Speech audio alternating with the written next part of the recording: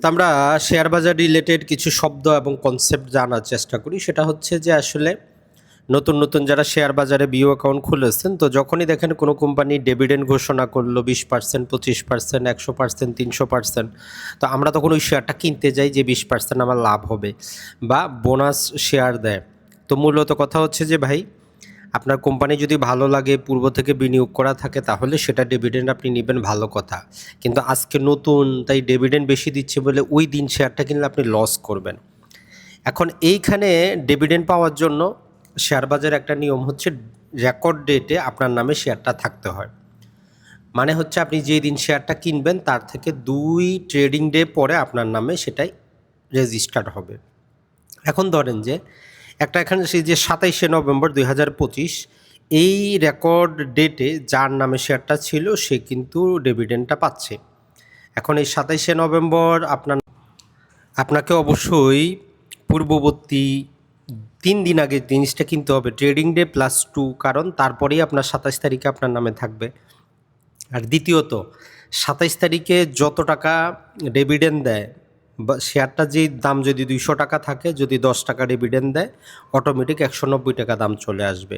তো এর জন্য শুধু ডিভিডেন্ড দিচ্ছে এই হিসাব করে শেয়ারটা কিনবেন না। শেয়ারের যাবতীয় কিছু যাচাই বাছাই করে যখন কম দামে থাকবে তখন এন্ট্রি করবেন, পরবর্তীতে আপনি নেবেন। আর একটা গোপন টিপস আপনাদের শিখিয়ে দেই, এই ডিভিডেন্ডের উপর সরকারের 10 থেকে 15% কি আছে, ট্যাক্স আছে। এখন আপনি যদি ধরেন যে আপনি 1 কোটি টাকা বিনিয়োগ করছেন, তো সেই হিসাবে 10 লাখ টাকা ডিভিডেন্ড পাচ্ছেন। তো সরকার কিন্তু 10 লাখ টাকা থেকে 10% হিসাব খুললেও অনেক টাকা কিন্তু কেটে নেয়। তো এখানে আপনি যে কাজটা করতে পারেন সেটা হচ্ছে এই যে রেকর্ড ডেটের পূর্বে আপনি আপনার ওই কোম্পানির শেয়ারটা বিক্রি করে দিতে পারেন। তো বিক্রি করে যখন আপনার বিও অ্যাকাউন্টে টাকা থাকবে, ওই টাকা উইথড্র করলে কোনো আপনার ট্যাক্স নাই। আবার রেকর্ড ডেটের পরের দিন আপনি কি করেন, ওই যত পরিমাণ ডিভিডেন্ড পাইছেন ওই টাকাটা আপনি ওই টাকা বাদ দিয়ে বাকি টাকা শেয়ার কিনে নেন। ব্রোকারেজ চার্জ মাত্র লাখে হচ্ছে কত, 400 টাকা, ওটা কোনো ব্যাপারই না।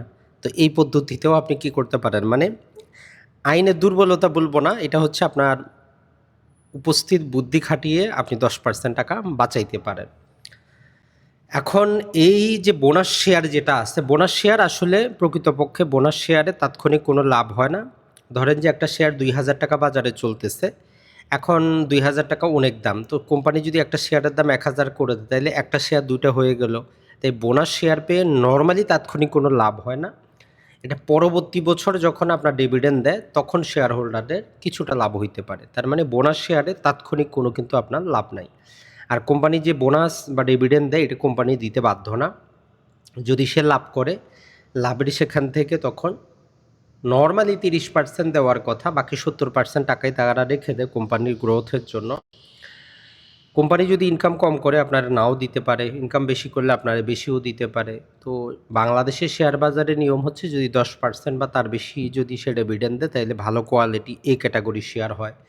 10%-এর কম দিলে বি ক্যাটাগরি, একদম না দিলে জেড ক্যাটাগরি।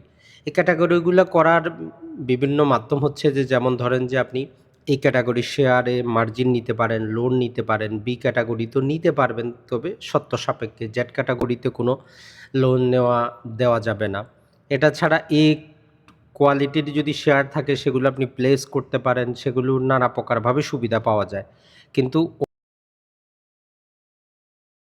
রিলেটেড এই যে ছোটোখাটো টুকিটাকি জিনিসগুলো জানা থাকলে আপনি শেয়ারে বিনিয়োগ করতে পারবেন স্বাচ্ছন্দ্যভাবে। তো আপনাদের জন্যই মোটামুটি আমরা দেখি ডিসেম্বরের 5 তারিখের মধ্যে নতুন কোর্স আসতেছে আমাদের। আশা করি ওই কোর্সটা আপনার পার্সোনাল ফাইন্যান্স, আপনার ইনভেস্টমেন্ট, শেয়ার বাজার, শেয়ার বাজারের বাইরে টেকনিক্যাল অ্যানালাইসিস, ফান্ডামেন্টাল অ্যানালাইসিস সব কিছু বুঝতে পারবেন। আসসালামু আলাইকুম, ভালো থাকবেন সবাই।